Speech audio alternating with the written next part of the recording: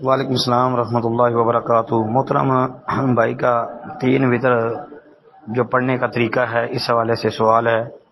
محترم پیارے بھائی، تین وطر پڑھنے کے متعلق کہ صحیح طریقہ کیا ہے اس بارے میں کئی دفعہ ہم نے تحقیق پیش کی ہے۔ تو اس بارے میں سب سے پہلے تو یہ یاد رکھیں کہ سب سے صحیح ترین طریقہ تین وطر پڑھنے کا وہ یہ ہے کہ 2 رکعت پڑھ کے سلام پھیر دیا جائے، ایک اکیلی پڑھی جائے، یعنی 2 رکعت اور 1 رکعت کے درمیان فاصلہ ہونا چاہیے سلام کے ساتھ جی۔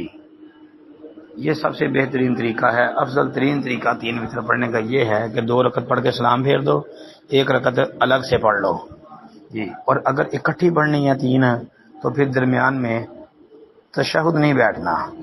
دلیل اس کی سنن دارقطنی وغیرہ کے اندر حدیث ہے، راوی اس کے انشاءاللہ ثقہ ہیں، اس میں ہے کہ نبی علیہ الصلوۃ والسلام نے کہا کہ مغرب کے ساتھ وطروں کی مشابہت نہیں کرنی۔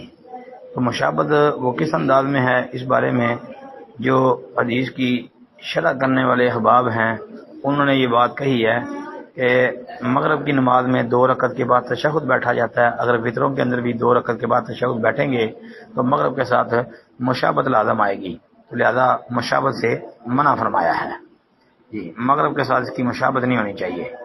تو اس لیے اگر اکٹھے پڑھنے ہیں تو پھر درمیان میں تشہد نہیں بیٹھنا، 2 رکعت کے بعد تیسری کے لیے ڈائریکٹ کھڑے ہو جانا ہے جی۔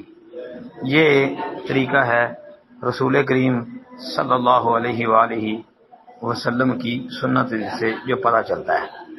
اور پھر افضل وہی ہے کہ 2 پڑھ کے سلام پھیر دو، 1 رکعت اکیلی پڑھ لو۔